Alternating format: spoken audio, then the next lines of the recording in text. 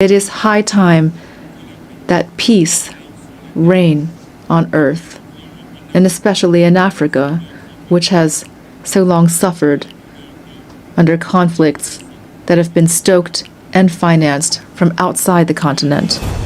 Let the guns at last fall silent in the DRC, in Sudan, in the Horn of Africa, and in the Sahel. In this regard, instead of constantly stigmatizing and condemning the states of the Sahel, the international community would benefit from supporting them in their battle against the many-headed threat of terrorism.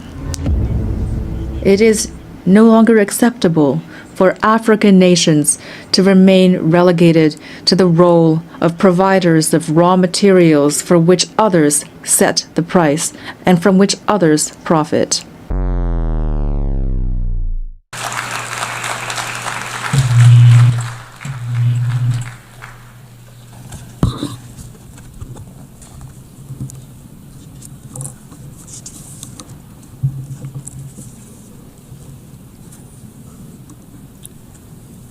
Madame la Présidente. Madam President of the General Assembly, distinguished heads of state and government, distinguished Secretary General of the United Nations, distinguished delegates, ladies and gentlemen, at the outset, I would like to most warmly and sincerely congratulate Her Excellency Annalena Baerbock on her election as President of this 80th session of the General Assembly of the United Nations. Madam President, your experience, I am sure, will allow you to effectively carry out the missions of your august post. Rest assured of the full cooperation of my country. To His Excellency Philemon Yang, your predecessor, I pay tribute to the outstanding work carried out during his term. And lastly, I would like to once again commend His Excellency Antonio Guterres, Secretary General of our organization, for all of the efforts that he has constantly made since he took up his office. Gabon, my country, is keenly interested in the UN 80 initiative, which aims at ensuring operational efficiency in the face of global challenges, as well as to optimize mandates within the UN system. Madam President, 1 year ago, before this prestigious assembly, as the President of the Transition of the Republic of Gabon, I presented the political process begun in my country after the liberation coup which took place on August 30th, 2023. After the presidential election of April 12th, 2025, for which the process and outcomes were unanimously endorsed by the international community, this transition culminated with my inauguration on May 3rd, 2025, as the first elected president of the Gabonese Republic, thus establishing the foundations of democratic order.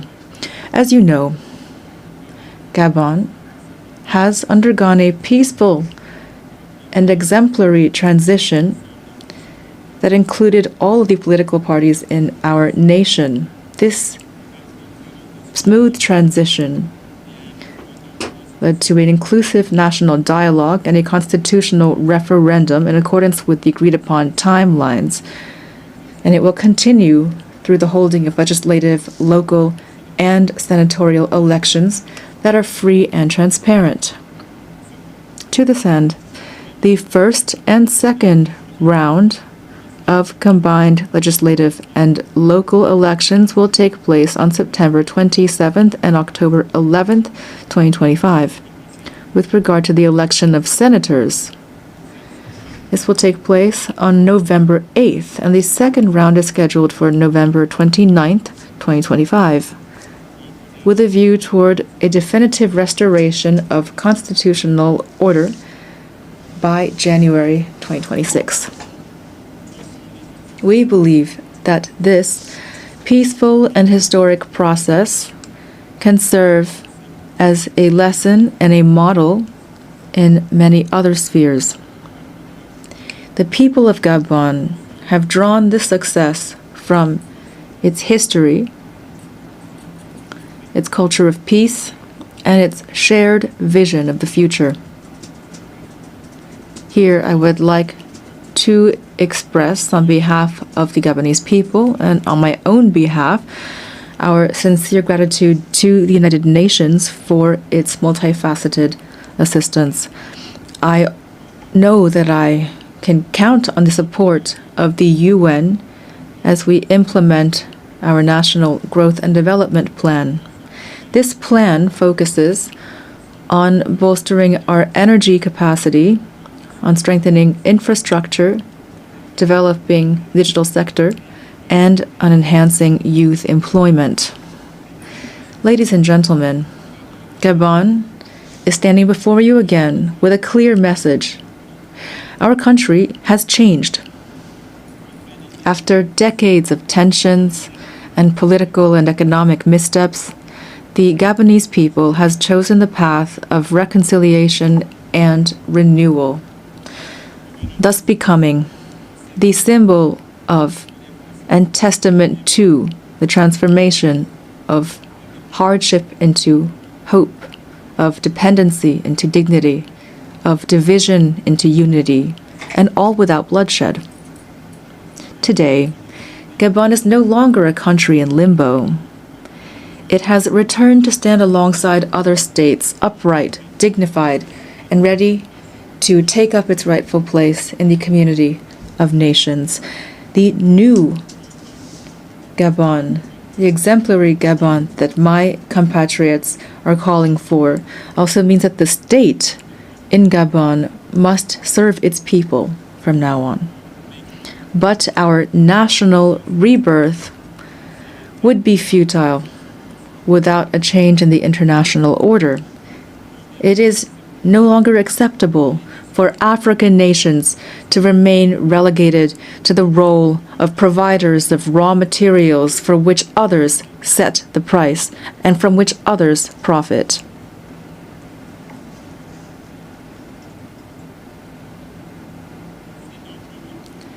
Therefore, I would like to invite public and private investors to support us through win-win partnerships.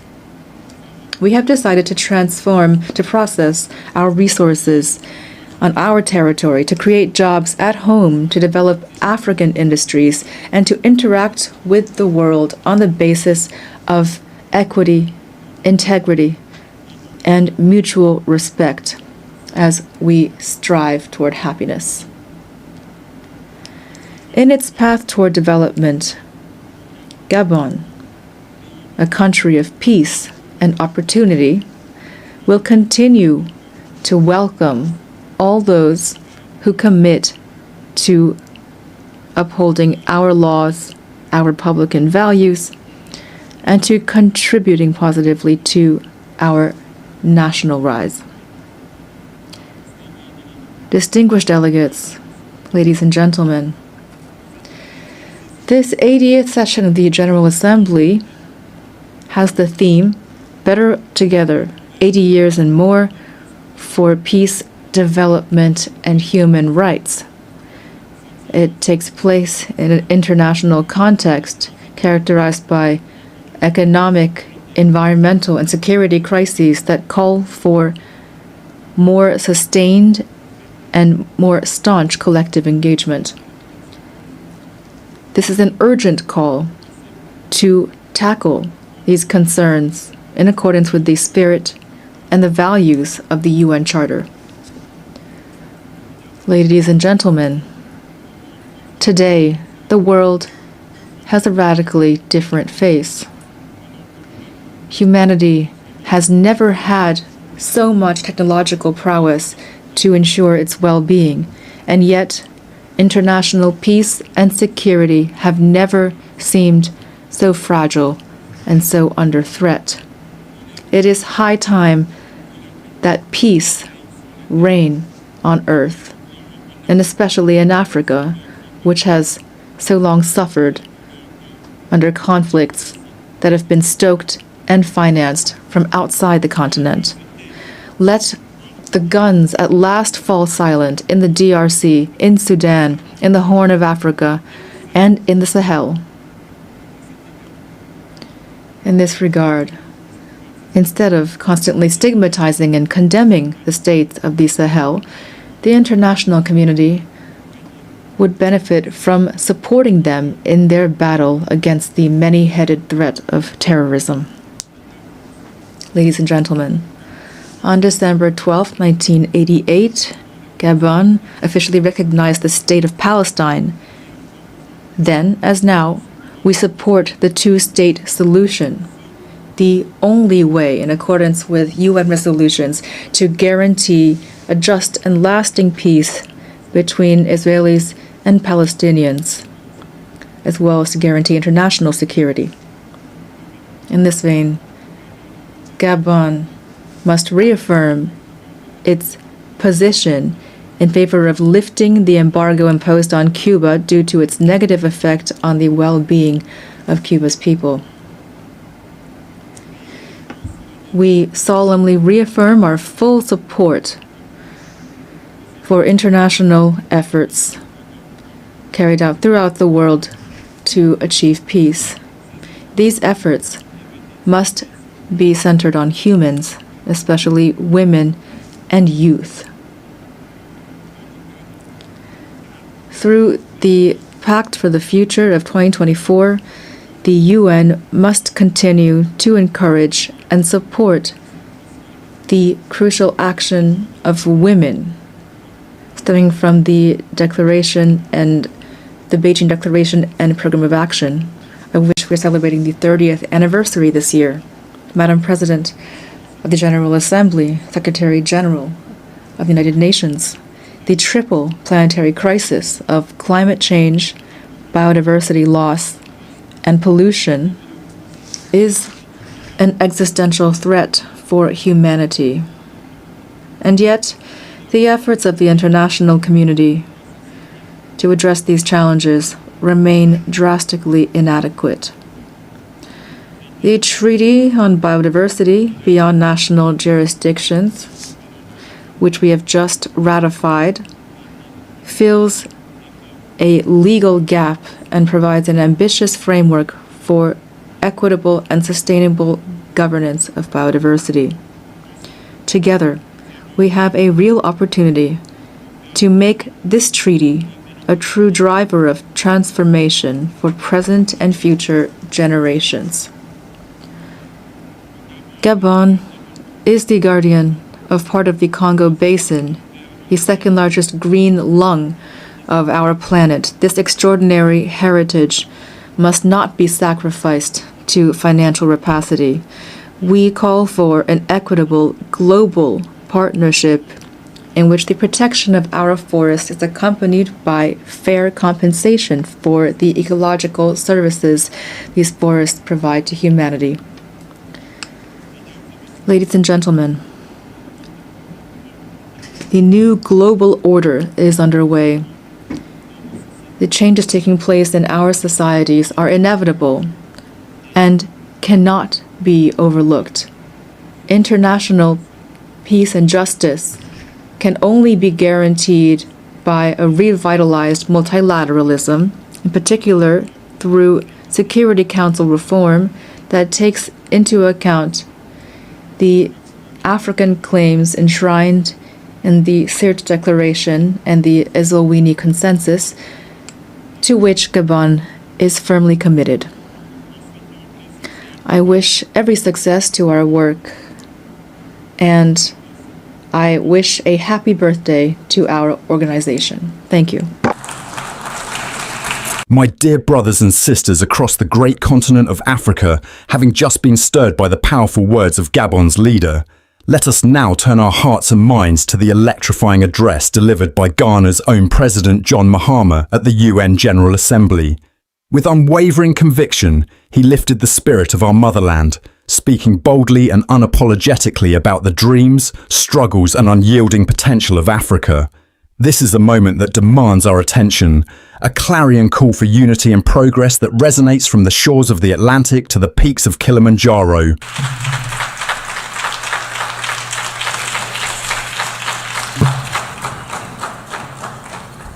Thank you, Madam President, Mr. Secretary General, Excellencies, ladies and gentlemen.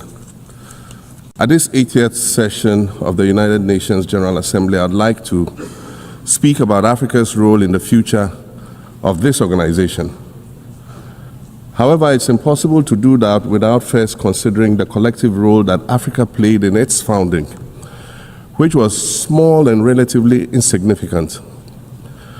Of the 51 member states involved in the founding of the United Nations in 1945, only 4 were African: Egypt, Ethiopia, Liberia, and South Africa. It is important to point out that the United Nations came into being in the aftermath of World War II because of the inability of its predecessor, the League of Nations, to avert a large-scale global conflict, which had been its guiding purpose when it was founded in 1920 at the end of the First World War. Out of the 42 founding member states of the League of Nations, only 3 were African: Liberia, the Union of South Africa, and Ethiopia. Egypt was to join later in 1937. Africa's overall participation in the organization's founding was minimal and relatively unimportant.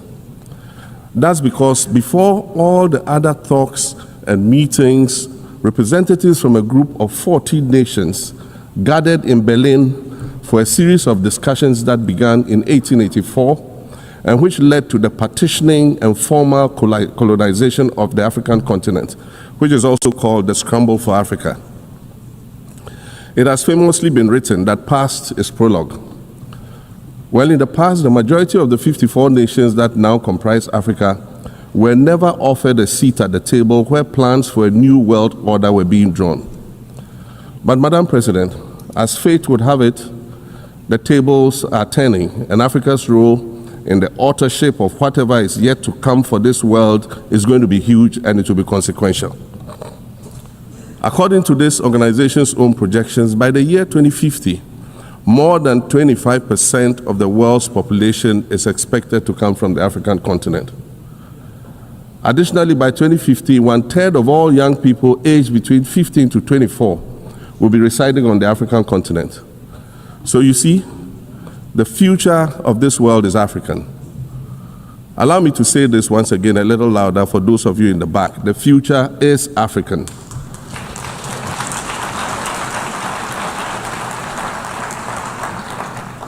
Already today, Africa is a catalyst for human potential and development, as well as for economic reform and ecological stability.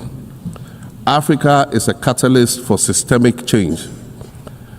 If this reality, which is fact-based and straightforward, seems provocative or unsettling, perhaps it's because you are viewing it through the lens of centuries of filters, colonialism and imperialism, and the resulting implicit bias. Maybe you are unaware of the resilience of African nations or their remarkable ability to make a strong comeback just when you think it's safe to count them out. That is what is happening right now in my own country, Ghana. Our constitution limits leaders to 2 4-year terms. In January, I was sworn in for a second term, which, let me point out, was non-consecutive with my first term. Our currency, the Ghana cedi, was rapidly depreciating. Faced with rising inflation, a huge debt burden, and low morale amongst our citizens, my new administration settled down quickly and embarked on an ambitious program of comprehensive transformation designed to restructure Ghana's economic foundation and enhance our competitive standing globally. We refer to this process of recalibration as our reset agenda. In just 8 months, we have achieved significant reduction in inflation from 23.8% in December 2024 to 11.5% in August 2025, restoring price stability for our citizens. Additionally, our currency, the Ghana cedi, has appreciated considerably against other currencies, with Bloomberg reporting it as the best performing currency in the world at one point. Our improved sovereign credit rating reflects increasing investor confidence in our economy. And our 24-hour economy initiative promises to transform our economy. And there's a renewed willingness amongst our people to trust that their elected officials have Ghana's interests at heart and that we're progressing together. Madam President, I believe that in honor of this milestone celebration, the United Nations should also embark on a process of serious recalibration and establish its own reset agenda. Since the organization's founding, the number of UN member nations has nearly quadrupled. And quite frankly, it is not the same world that it was back then when the UN was formed. I mentioned earlier that I began my second non-consecutive term as president this past January. My first term ended in January 2017. In that span of time, 8 years, the world has changed with such ferocity. My first days in office after my return felt as though I had just awakened from a Rip Van Winkle-style sleep.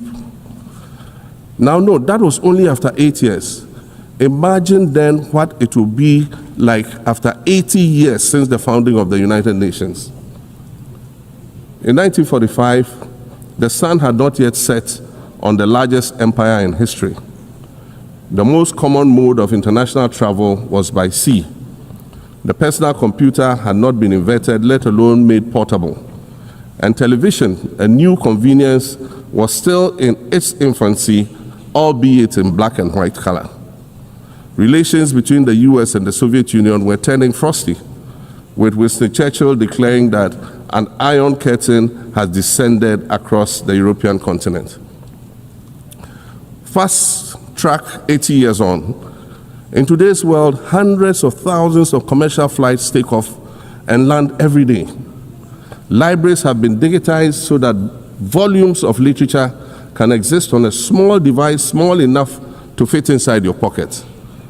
We live in a world of cryptocurrency, artificial intelligence, social media, the internet and its dark hidden dungeon of the dark web, all of which carry a potential threat to global peace and security. Climate change is real, and we're fighting a losing battle against the loss of Maldives and other island nations to the rising sea level, against the loss of Timbuktu to desertification and the Amazon forest to global warming and deforestation. Madam President, the UN Founding Charter is outdated when it comes to representation in this August Assembly. The most powerful post-World War II nations are still being rewarded with an almost totalitarian guardianship over the rest of the world. And yet, the first sentence in Chapter 2, Article 1 of the UN Charter declares that the organization is based on the principle of sovereign equality of all its members. If this were true, and was the case, a continent as large as Africa, with its numerous UN member states, would have at least one permanent seat on the Security Council.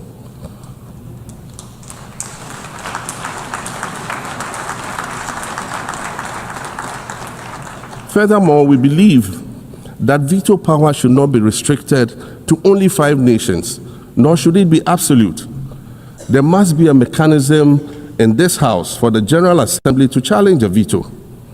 No single nation should be able to exercise an absolute veto to serve its own interests in a dispute. In 1995, during the 50th anniversary of the United Nations, Nelson Mandela stood in this very spot, and he said, "The United Nations has to reassess its role, redefine its profile, and reshape its structures. It should truly reflect the diversity of our universe and ensure equity among the nations in the exercise of power within the system of international relations in general, and the Security Council in particular. I close quotations. 30 years later, we African leaders are still making the same simple request for a permanent seat on the Security Council with the power of a veto. So today, Madam President, I stand here in this exact spot and ask the world, if not now, then when? We demand not only a reform of the Security Council, but also a reset of the global financial architecture, which is currently rigged against Africa. Africa must have a greater say in the world's multilateral financial institutions. And while I'm making requests, I'd like to call for the removal of the blockade on Cuba. As Dr. Kwame Nkrumah, our nation's founder, famously said, we seek to be friends with all and enemies to none. The Cuban people shed their blood on African soil in the fight against apartheid. And indeed, Cuba has been and continues to be a faithful friend of Africa.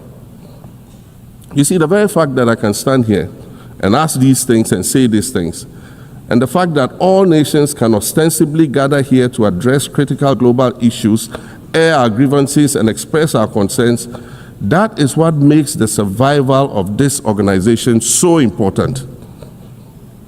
In every old city or village, you will find a town square, or a courtyard, or a plaza that once served as a gathering space for the citizens of the community and their leaders.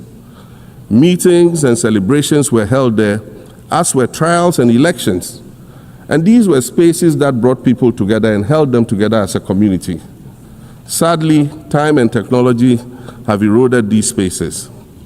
Madam President, in many ways, the United Nations is the proverbial town square of our modern global village. And it has never been more critical for us to protect this one space that brings and holds the world nations together as a community. The internet, social media platforms, and artificial intelligence offer us the illusion of connectivity, when in fact what they do is reinforce isolation by using algorithms that ensure that we do not receive new ideas and perspectives, but rather more of the same content. We are served alternative facts and manipulated images, making it easy to disseminate disinformation and sow seeds of division amongst communities. Madam President, these are dangerous times.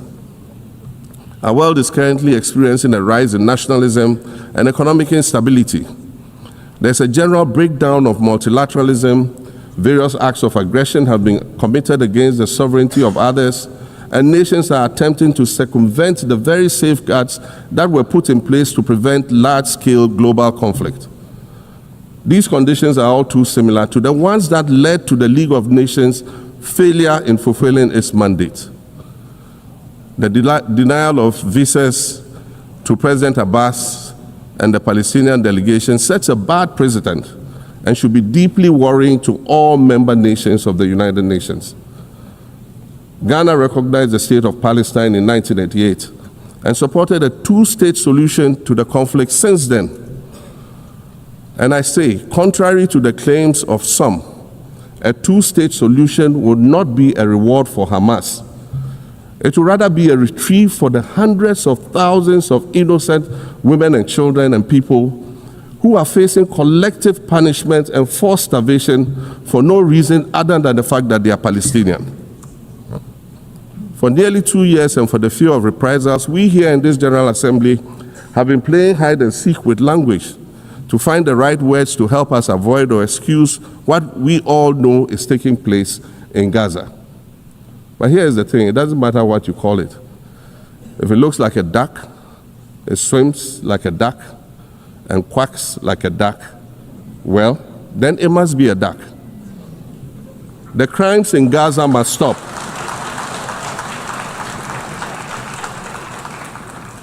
The crimes in Gaza must stop. Madam President, I also want to draw particular attention to the conflict in Sudan, which this body has described as the world's largest humanitarian crisis. 12 million people have had to flee their homes. And when we speak of migration, we refer to the 12 million new Sudanese refugees whom we as a global community should be willing to assist in much the same way that many member nations readily assisted new refugees coming out of Ukraine. Let's dispense with the euphemisms and dog whistles and speak frankly. It is not a mystery that when leaders of Western nations complain of their migration problems, they are often referring to immigrants from the global south. But many of those immigrants are climate refugees. And interestingly, the global north emits 75% more greenhouse gases than the global south. However, the effects of climate change are more severe in the global south because we lack the resources to address them effectively. And so when the desert encroaches on our villages and towns and they become unlivable, we are forced to flee. Warsan Shire, a Somali-born prophet, a Somali-British poet born in Kenya to Somalian refugee parents, was London's first youth poet laureate. She writes in her poem titled Home. And it says, you have to understand that no one puts their children in a boat unless the water is safer than the land. No one bends their palms under trains beneath carriages. No one spends days and nights in the stomach of a truck feeding on newspaper unless the miles traveled mean something more than just a journey. Madam President, we cannot normalize cruelty. We cannot normalize hatred. We cannot normalize xenophobia and racism. If we're going to tell a story, let's not tell its slant. Let's tell all the truth. When we speak of migrants, we speak of Mami Ewusi Mensah Frimpong, a judge on the U.S. District Court for the Central District of California. She's the first black female judge on any of California's 4 federal district courts. She was born here in America to immigrant parents from Ghana. We speak of Peter Bosman, a medical doctor in Ghana who moved to the town of Piran in Slovenia in the 1980s and later became the first black mayor of Piran, the first black mayor in Slovenia and in the whole of Eastern Europe. We speak of T. Michael, the iconic Ghanaian Norwegian artist and designer. And of course, we speak of the late Kofi Annan, former United Nations Secretary General.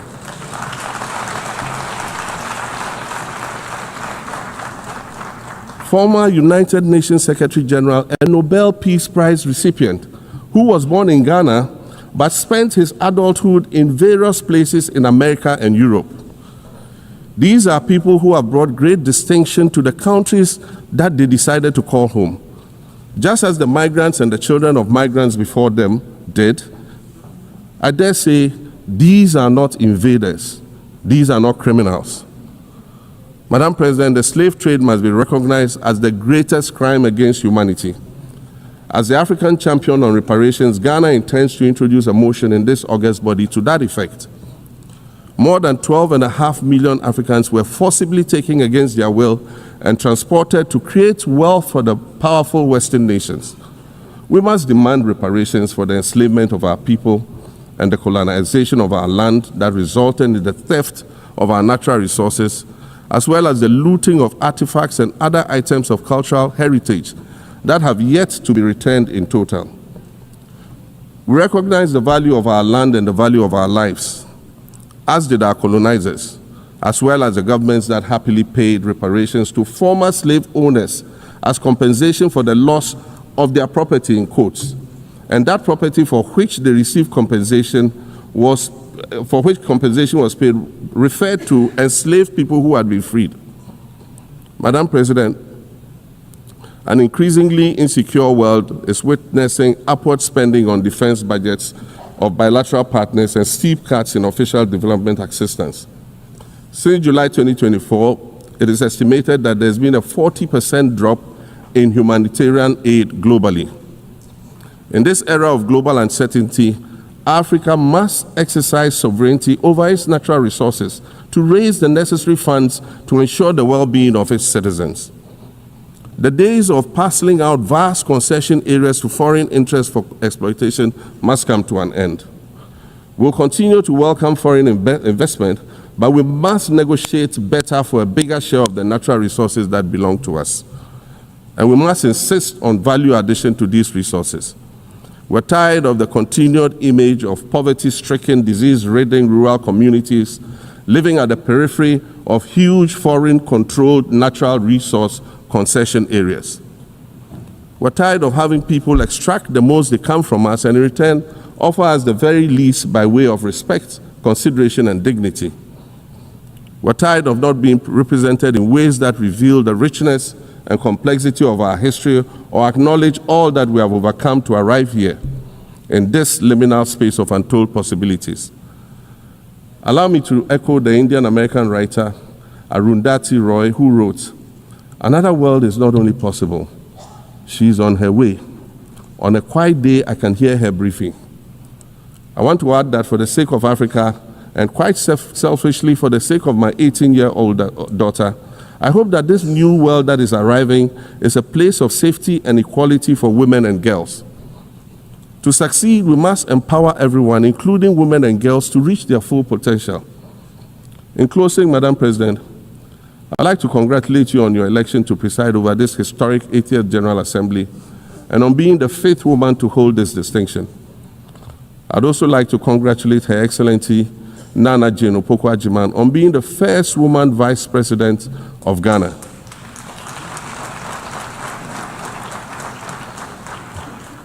Now every Ghanaian girl knows the heights to which she can ascend. Words matter, but issues of representation matter even more, which is why Ghana looks forward to the appointment of a woman as Secretary General of this organization in the near future. Madam President, Your Excellencies, I thank you for your kind attention.